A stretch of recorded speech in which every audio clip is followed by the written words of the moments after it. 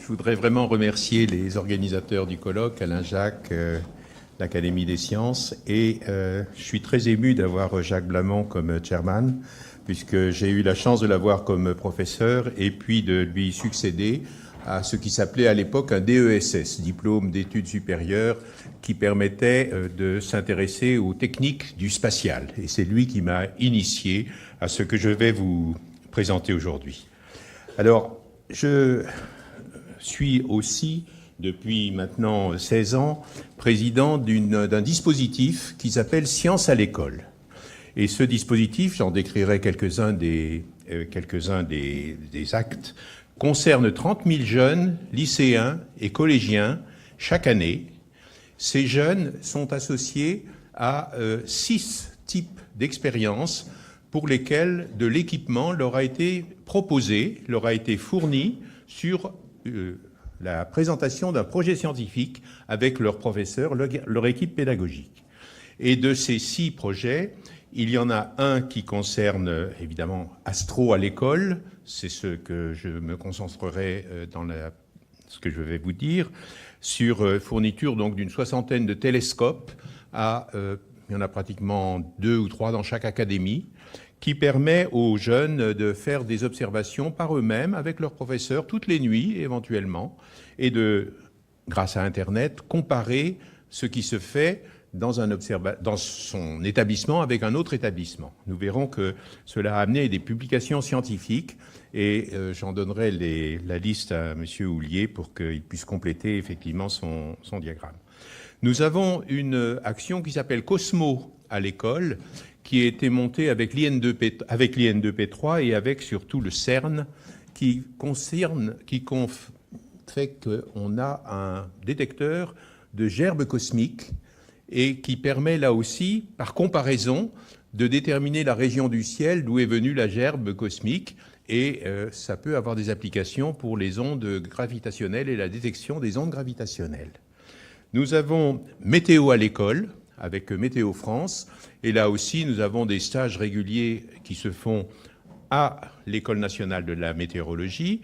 Et nous avons des actions de suivi non pas seulement de tempêtes, mais même de phénomènes atmosphériques. Je suis incompétent, bien sûr, en physique de l'atmosphère, mais nous avons ces jeunes qui vont vous dire, voilà, il y a eu un effet de fun qui s'est produit dans la vallée de l'Alsace, au-dessus du ballon de Guebwiller.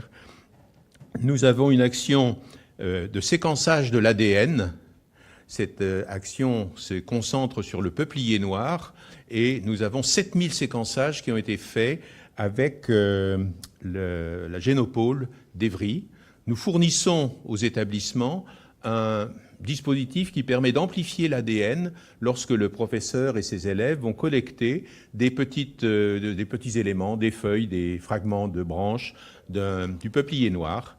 Et ces 7000 séquençages ont permis des publications de tout premier rang aussi, avec la reconstitution d'histoires. On a trouvé des fragments qui dataient de bateaux venant du sud de la France et amenés en Bretagne, par exemple. Donc ça motive là aussi les jeunes dans la reconstitution de notre passé historique. Et enfin, nous avons avec le sismologie, Sismo à l'école.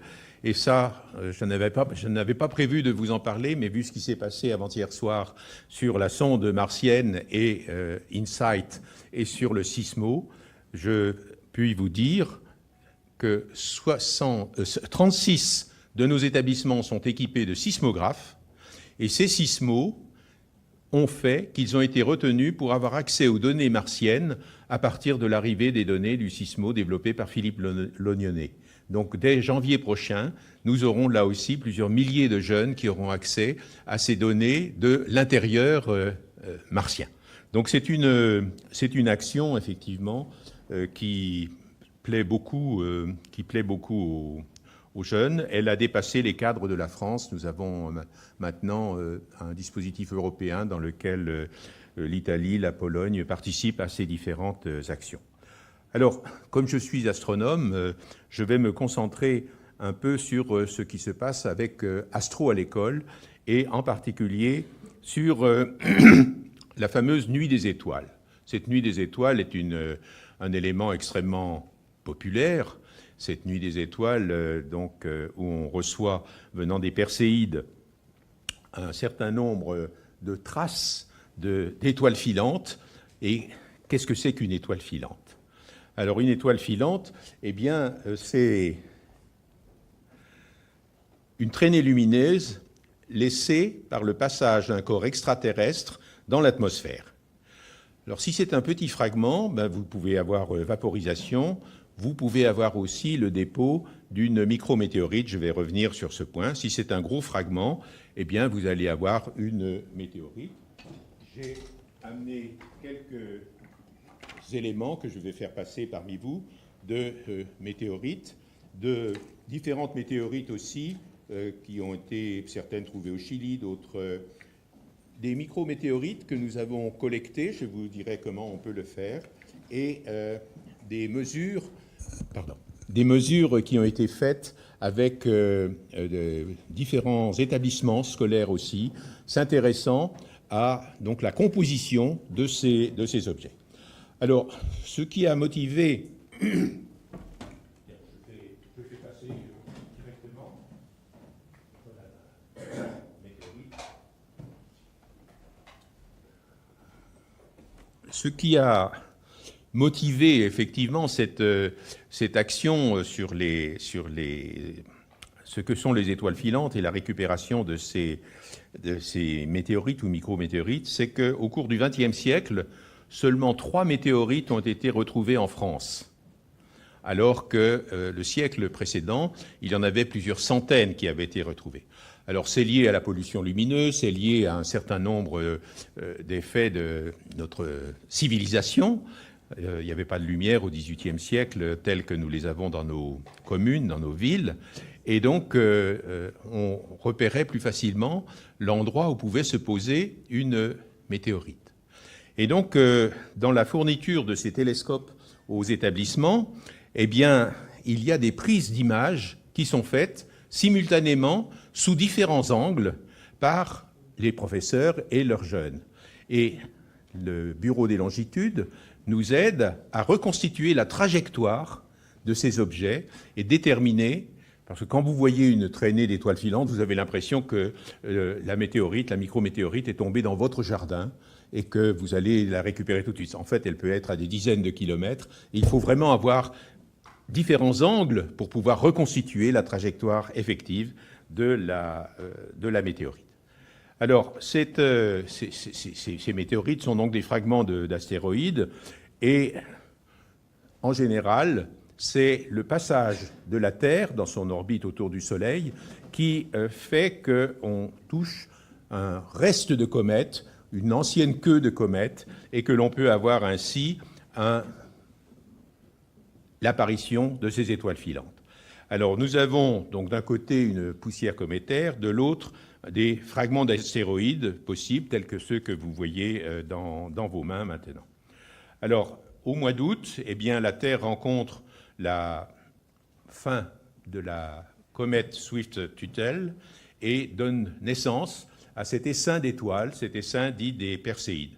Mais dans quelques jours, nous avons un autre essaim que nous allons voir vraisemblablement aussi avec ces différents télescopes. Et donc, ces intersections font que on a l'impression que les étoiles filantes viennent d'un même point de l'espace, du ciel. En fait, c'est un effet d'optique lié à la trajectoire de la Terre et l'intersection avec la comète. Alors, cette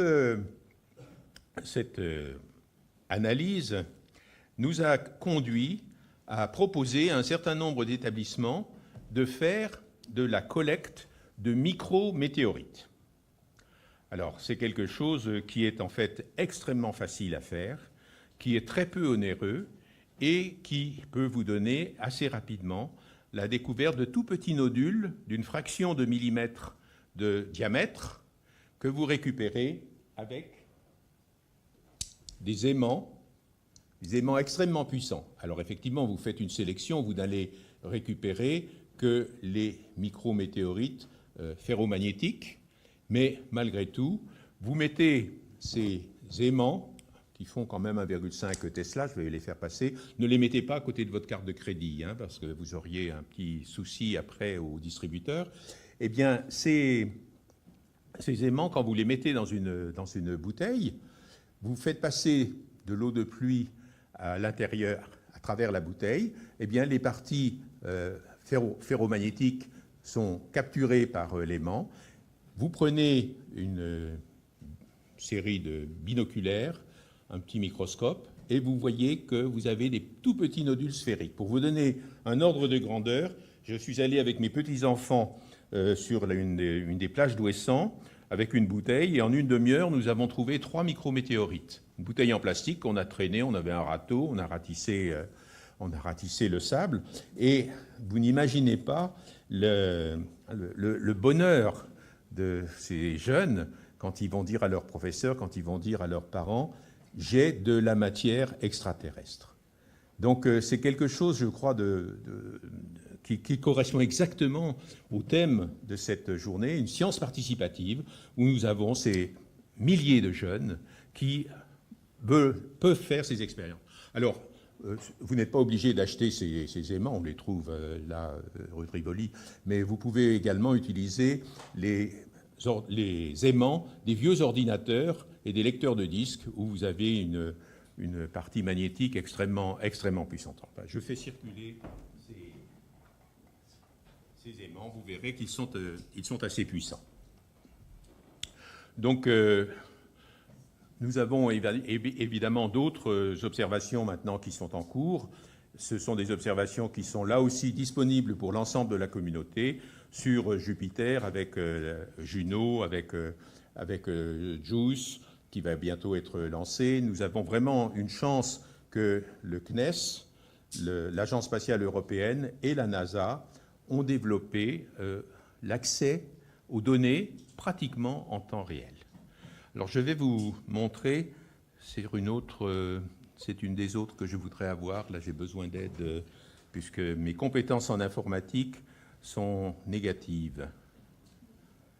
Est-ce que je peux sortir ? Et je voudrais...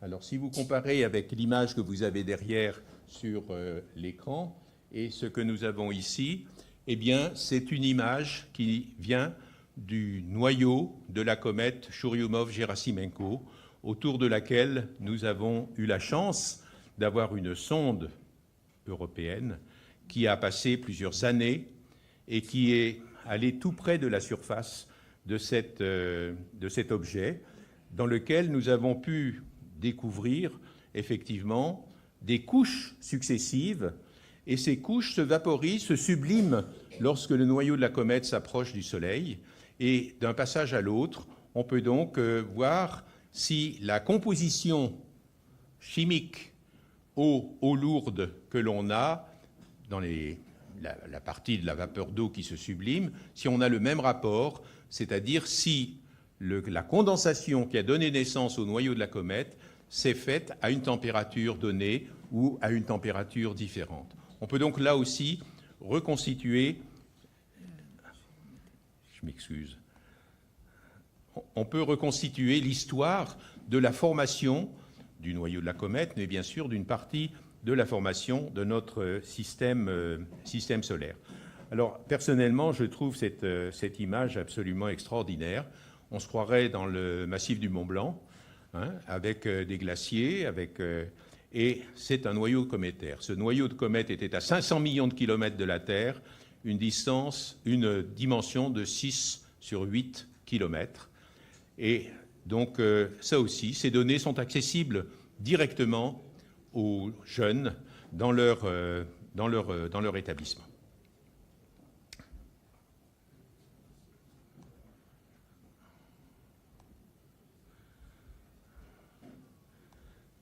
Nous avons aussi eu, l'année dernière, un objet très très particulier qui s'est présenté à la vision des astronomes Et là, il fallait des télescopes d'un peu plus grande dimension que ceux que nous avons fournis dans les collèges et lycées. Mais nous avons un télescope à l'Observatoire de Haute-Provence qui est accessible à l'ensemble de la communauté scolaire, éducative. Et donc, les jeunes ont pu observer cet objet qui s'appelle Oumuamua. Et cet objet est d'origine extrasolaire, extra-système solaire. C'est donc la première fois que l'on a pu avoir l'image d'un objet qui ressemble à une météorite et qui était d'origine hors du système solaire. Alors, l'analyse des gaz qui ont été légèrement, qui se sont échappés lors du passage de cet objet a montré que la composition était différente de celle que nous connaissons habituellement pour nos astéroïdes, nos météorites. Mais il y a une semaine, une équipe dirigée par le directeur de l'astronomie à Harvard a émis l'idée que cet objet était en fait un objet envoyé par des civilisations extraterrestres. Donc, je serai extrêmement prudent sur l'analyse qu'il faut faire. C'est quand même le responsable de l'astronomie du département de Harvard. Donc, ce n'est pas n'importe qui a publié, qui a pris c'est M. Loeb, L-O-E-B, qui a pris la décision, encore 2 minutes, la décision de pouvoir faire effectivement cette analyse. Personnellement, je n'y crois pas, mais je ne suis pas à Harvard.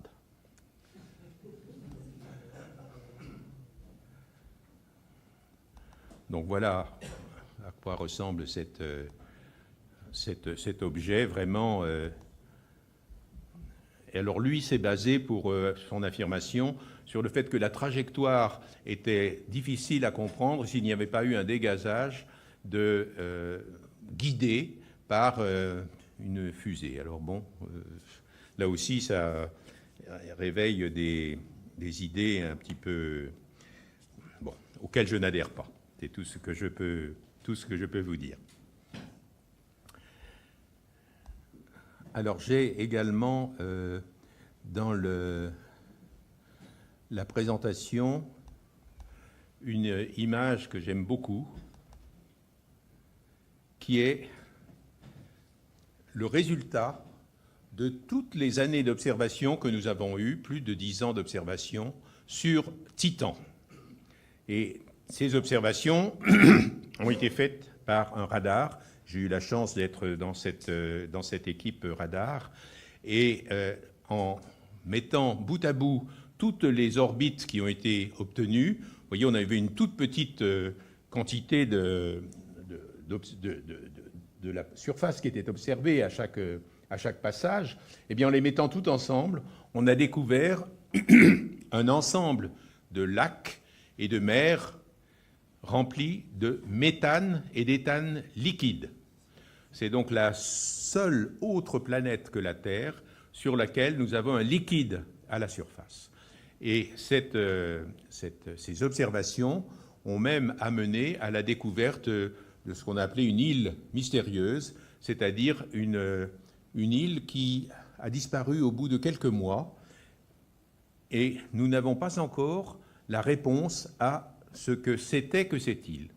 On pense que c'était des bulles de méthane qui se sont échappées de la sous-surface de cet océan et qui a donné naissance à une sorte d'émulsion comme on le voit dans le Pacifique. Donc c'est quelque chose sur lequel nous avons encore des interrogations, mais c'est quand même, comme vous le savez, Titan est couvert d'une atmosphère extrêmement dense, 1,5 bar, et donc Titan ne peut pas être observé directement depuis le sol ou par des sondes visibles. C'est un radar, c'est la radioastronomie qui permet ce type d'observation. Je terminerai en disant que sous cette couche de Titan, il a été découvert de l'eau liquide.